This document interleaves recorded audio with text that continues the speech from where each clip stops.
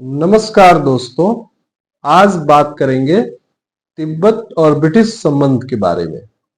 भारत पहुंचने पर Lord Curzon ने देखा कि तिब्बत से ब्रिटिश संबंध जटिल स्थितियों में पहुंच गए हैं, जिसके प्रत्यक्षतः दो कारण थे। एक ओर तो दलाई लामा अपनी नाबालिग स्थिति खत्म कर चुके थे और अपने गृह शिक्षक दौरजिफ नामक एक रूसी बौद्ध की सहायता से जबरदस्ती की जो पेरेंटल सरकार थी उसको उलट चुके थे। दूसरी ओर तिब्बती चीनी आधिपत्य को हटाने के लिए व्यग्र थे और संतुलन के रूप में रूसी मित्रता का स्वागत करना चाहते थे।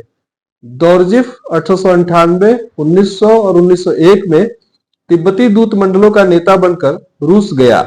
ऐसी अफवाह फैली कि वह तिब्बत को रूसी संरक्षण में रखते हुए रूस से संधि कर चुका था।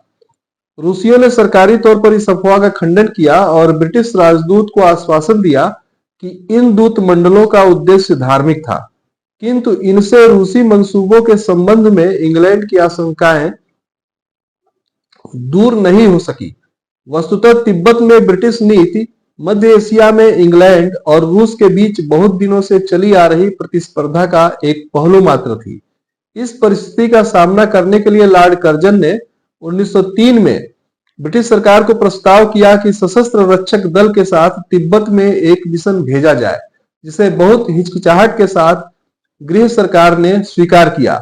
और तब कर्नल यंग हसबैंड, याद रखिएगा, कर्नल यंग हसबैंड के अधीन एक मिशन तिब्बत रवाना हुआ। रास्ते में तिब्बतियों से उसकी अनेक बार जमकर मुठभेड़ हुई। तत्पश्चात 3 अगस्त 1904 को वह ल्हासा पहुंचा। अंत में जिस संधि पर हस्ताक्षर हुआ उसके अनुसार अंग्रेज ग्यंचे, गरटोक और यातंग में व्यापारिक मंडियां खोलेंगे, उन्हें 25 लाख का हर्जाना तिब्बत अदा करेगा और अस्थायी बंधक के रूप में अंग्रेजों को 3 वर्ष तक चुंबी घाटी पर अधिकार करने की अनुमति मिली। यंग हसबैंड मिशन के राजनीतिक परिणाम बहुत महत्वपूर्ण नहीं हुए। इसका प्रत्यक्ष परिणाम यही हुआ कि 3 व्यापारिक मंडियां खुल गई और गेंचे में एक ब्रिटिश व्यापारिक एजेंट स्थापित हुआ। यंग हसबैंड को ल्हासा पर से घूंघट हटाने का श्रेय दिया जाता है, किंतु यह नहीं भूलना चाहिए कि प्राचीन एवं मध्य युगों में बंगाल के धर्म प्रचारकों ने तिब्बत में प्रवेश किया था। जून 1906 में इंग्लैंड और चीन के बीच एक संधि हुई, जिसके द्वारा इंग्लैंड ने स्वीकार किया कि वह न तो तिब्बती राज्य को मिलाएगा और न तिब्बत के आंतरिक शासन में हस्तक्षेप ही करेगा। धन्यवाद।